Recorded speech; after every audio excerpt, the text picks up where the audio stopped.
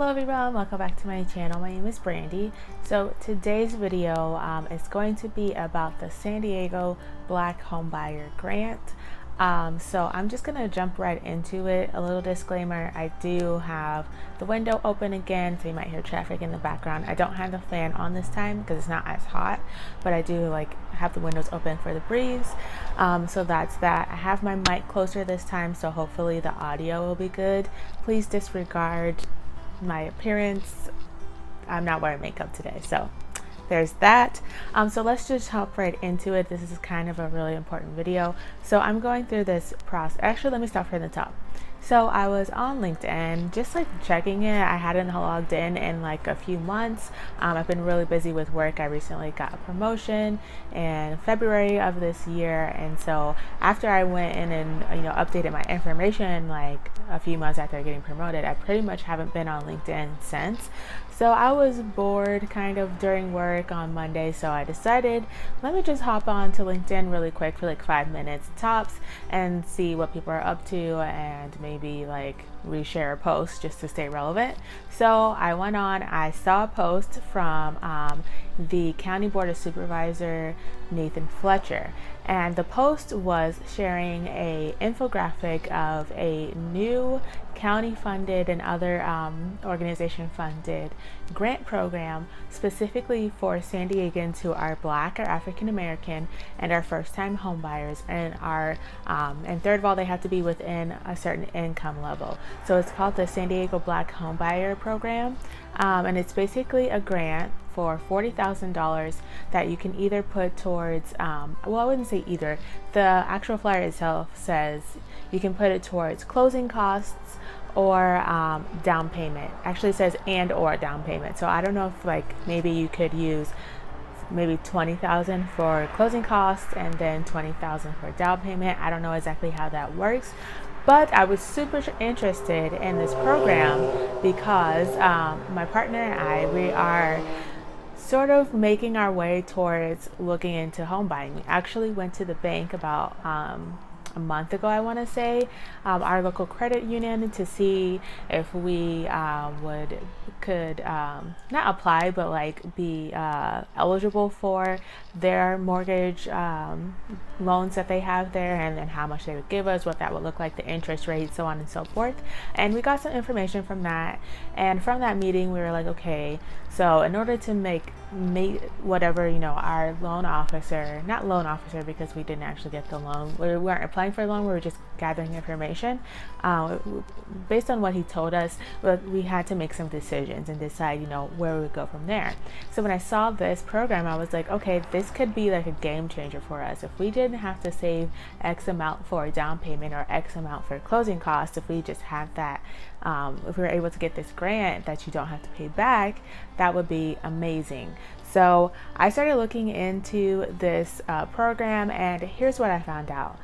So I'm just gonna go step by step, and what I did, I might change up the numerical order of what I did to be best for what you should do, because I was just jumping in to it and just seeing what happens and seeing where to go. So this is what I've learned in, I would say, one step out of probably 5 or 6 steps. So let's get to it. Okay, so I know that I gave you a little bit of background, but I'm gonna give you just a teensy tiny bit more so that you know where this is all coming from, and who's funding it, and who's gonna be the organizations that are going to be helping you. So like I said, I saw this program because of Nathan Fletcher. He's a county board supervisor for the county of San Diego. He posted on his LinkedIn, so it is partially funded by the county of San Diego. There's also the Urban League San Diego County, or San Diego Urban League. The way that they have it on their flyer, their acronym is ULSDC, which is Urban League San Diego County, but their website is SDUL, which is San Diego Urban League. So two different acronyms, same organization. They are a nonprofit organization. They have professionals who can give you advice and walk you through the stuff that you need to do, like counseling and education courses and so on and so forth. So that is county, the Urban League of San Diego, or San Diego Urban League, San Diego County Urban League, whatever. That's the same thing. And then there's also the Local Initiatives Support Corporation, or LISC. That's LISC. And they are a nonprofit organization that their business model is that they gain, or they group together public and private funds, and then they work with local programs or organizations to disperse those funds to different programs or to individuals. So in this case, they're working with the county and the San Diego Urban League. The county has the money, the San Diego Urban League has the resources. So taking the money, they're connecting it to the resources, so that way the money can be dispersed to individuals through a program. So they're kind of like the so if like the county has the money, they're in the middle, and they're like finding, instead of the county creating a program or finding a program themselves, they have the middle person, which is LISC, that finds the programs for them. And so that way the county doesn't have to create a whole program and hire people. That would take away money from the funding itself. Let's say the county set aside, I mean, I don't know, this is just an example. Let's say the county of San Diego set aside $1 million for a program. If they had to hire people to run the program themselves, that would take money away from the $1 million. Whereas if they just hire a smaller program that already exists, they can give a bigger chunk of the money to that program to be dispersed, and then a smaller chunk of that money can be used for that already established programs, employees and whatnot. So that basically seems like how it's being run. So again, it's the county, it's Urban League of San Diego, and it's LISC, and they are like the intermediary. They found the program and connected the program with the money. So all that to say, so first thing that I did when I found this program, I looked into it, what is it about, how do you qualify, where's the money coming from, blah, blah, blah, blah. So the first step I did is I went to the San Diego Urban League's website. And on their website, you're going to want to do their client intake forms. So you'll get to their website. It's sdul.org. I'll have all the links to everything down in the description box of this video. It's sdul.org, and you'll want to, at the top, click on programs, and then, well, actually you don't want to click on it. So you'll want to go to the top, like the top line. It'll have programs there. You want to hover your mouse there, and then the drop down box will come up. You want to go to the bottom of the drop down box, and it'll say home buyers, or first time home buyers, or home buyers program, something like that. It'll say something about home buyers. You'll click on that, and that'll take you to a page all about home buyers stuff, and it has like, intake forms, education class. It have information about everything. Click on the one about the intake forms. So you'll want to fill out those intake forms. So it's going to link you to a PDF. You'll have to download the PDF to your desktop and then fill it out. Okay. So I went through this already, so I'm just going to tell you, unless in between the time that you're seeing this video and the time that you're doing it, the time I posted and the time that you're doing the intake form itself. When I was doing the intake form, the form itself, it's like a PDF form, and it has fillable text boxes and check boxes and stuff. Some of the check boxes are connected to one another, and that is caused when the form is created. So whoever created the form, whenever they're making certain boxes fillable, if you do copy and paste on like a fillable box in PDF, it's like connected. So you either have to change the properties of that box so that the program knows that they're different boxes, or you have to just create a new one at each time, which is very, very tedious.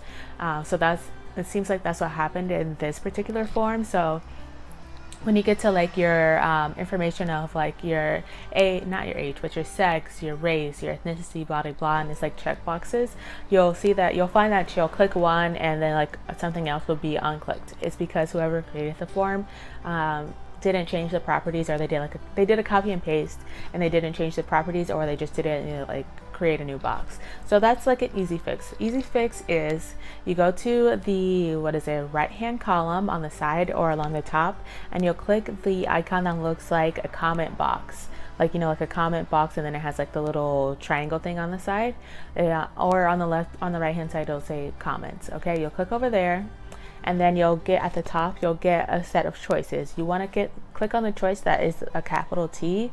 That allows you to add text. So you'll click on the big T. That'll allow you to add text. You'll go to the place on the form where you want to add text. So let's say there's a row of boxes, like check boxes, that you're supposed to be clicking on, but they keep unclicking one and clicking the other one, right? So you'll hover over the text box that you want to click on. You'll click it, and then you'll just type in an X. Simple as that. So if you find that you're having that issue on the form, just do that, and that'll and then when you're done putting X's where you need to put them, or typing in things where you need to type them, just go back to the top of the form where you have the different options for type of comments, and then just click close, and then it'll stop allowing you to add text. That way you don't add too much stuff or add stuff accidentally. So that's how you do that. A little tech tip there for you if you don't know if you've never used PDF, or you don't know like certain functions in PDF. That's a little tip. So all that to say, you'll go through the documents of the intake form, you'll fill it out. It'll mostly just ask for your general information. There will be like a disclosure agreement, and that's just allowing your counselor, the person that is going to be reviewing your documents and seeing whether or not you qualify for the program, that's just going to allow them to be able to speak to lenders on your behalf, and we'll get to that later. But it's just allowing them to like look at your information and be able to speak on your behalf regarding that information. So we'll get to that later. I know on face value it seems a little like, why would I want them to like be able to tell other people about my information? And it's still, you can decide you don't want that if you want, but again, we'll get to that later. So first step, do those intake forms, and then once you fill out all the forms, you're going to want to email that to the SDUL, the San Diego Urban League email address, and it's going to be housing@sdul.org. And like I said, I'll put all of this in the description box, all the links and all the blah blah. Okay, so that is the first step. Okay, now second step, you'll want to go to the home page of the Urban League, San Diego Urban League webpage. You want to go to the home page, scroll down to the bottom, you're going to see a list of like 3 different people, right? It's going to be Cruz, Jacqueline, and Francisco at the bottom, and it's going to say like schedule a meeting, right? And it has different options for different types of meetings you can schedule. You'll want to start with Cruz. So this actually wasn't available when I was first starting, but when I was preparing for this video, I went back and through the steps to make sure that everything that I was planning to say would still be correct. So I found this new step that wasn't available when I was looking at things and like just like, you know, wading through the water, but I thought this would be really helpful for you all to know. So you'll start with Cruise. Under Cruises, you'll see that there is a group Zoom workshop for LICS LISC-SDHBP, which stands for San Diego Black Homebuyers Program. Okay, so you'll want to sign up for that. It's going to be on every Tuesday and every Friday of the month. She already has them like scheduled out for the whole month of September and like the last week of August. So it's every Tuesday and every Friday. You can sign up for a 30-minute Zoom call, and it's going to be a group call. So it's just seems like, based on the description, it seems like it's going to be like she'll give you general information about the program, the grant, how you can apply, how like who qualifies for it, and that way you can ask questions. And I think it's great to have a group format because other people might think of questions that you don't think of. So you know, you just have 30 minutes. I mean, I'm sure that if there's a lot of questions, it'll go on, but it's scheduled for 30 minutes.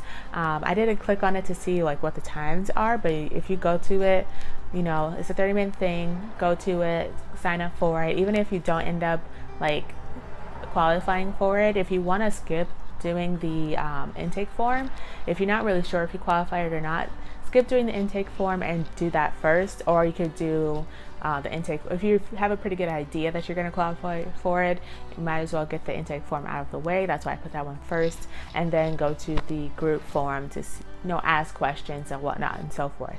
So that's that. Again, that wasn't an option when I was going through it, but I think it's a really, really, really good idea if you have questions and whatnot. And they have other programs, not just the Black home buyers, but this video is just about the Black home buyers. But again, you can always ask in that meeting of other people. If you're just asking questions and they're just there to answer them, you might as well ask every question under the sun, so have at it. Third step is you're going to want to go over to the next section of the 3 people that I was talking about. You're going to want to go over to either Jacqueline or Francisco, and you're going to want to schedule a counseling session, and this is a one-on-one counseling session. So it's going to be, if you're applying by yourself, it's just going to be you and the counselor. If you're applying with yourself and your spouse or your partner or somebody who lives with you, let's say like your boyfriend, girlfriend, blah blah, whatever, life partners, then it's like the both of you and then the one counselor, right? So this schedule is going to be another Zoom call. It's going to be for an hour long, and you're going to go over your intake form. So that's why I say that's why I had intake forms as number 1. So you're going to want to get that into them. If you decide to do the 30-minute Zoom call, just to ask questions first, then right after that, you're going to want to put in your intake forms, submit that via email, because your counseling session is going to be going over your intake forms. It's going to be asking you questions. You're going to do a budget. Kind of, yes. It basically is a budget, but they're going to ask you, how much do you make? How much bills do you have? How much do you pay for this? How much do you pay for that? How much do you have left on that car note? How much do you have left on your student loans?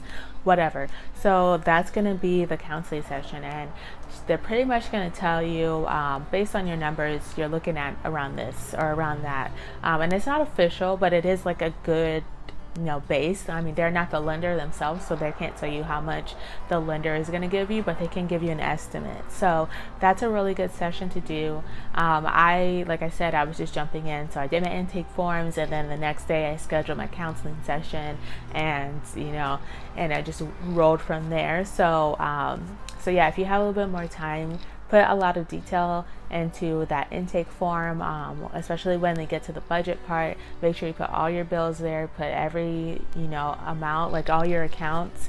If they ask for how much do you have in your checking account, make sure if you have a checking account here, a checking account there, a savings account here, a savings account there, make sure you put all that together on that form, so that way they can give you a really good estimate, an accurate estimate of what you're looking at and what you can actually afford.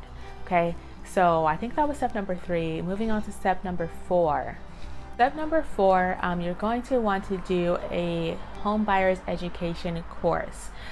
So the thing with this is there are a lot of home buyers, certified home buyers education courses. And by certified, I mean it's certified with the housing department, at the federal level. So they're federally funded housing education courses. Okay, don't be scammed by people who are charging $100 for home buyer courses and they're not even certified to do that. They might have useful information, especially I consider someone who's been through the home buying process. I value their information. If they're able to give me advice or information that they've learned, I find that valuable. But for this particular program, you need a certified education course. You need a certificate at the end of it, and it needs to be certified by the federal government. Okay, so just keep that in mind. There are lots of courses out there. The Urban League actually had an in-person free course that you could go to. It was kind of like an all-day thing, and most of them I think they have to be 8 hours long in order to hit all of the requirements for the federal government. So there are a lot of courses you can take out there. By the time that I had jumped into the wave or whatever, the course that the Urban League was putting on was on the 2 days later, and it was in person. It was at a location, in person, and I had already made plans for that day. It wasn't a convenient time. It was 9 in the morning to 1, which isn't bad, but I had already had plans, and they didn't have another one scheduled until, like another in-person one scheduled until November. So it's like I either take it in 2 days and like mess up my plans, which isn't like the biggest deal ever.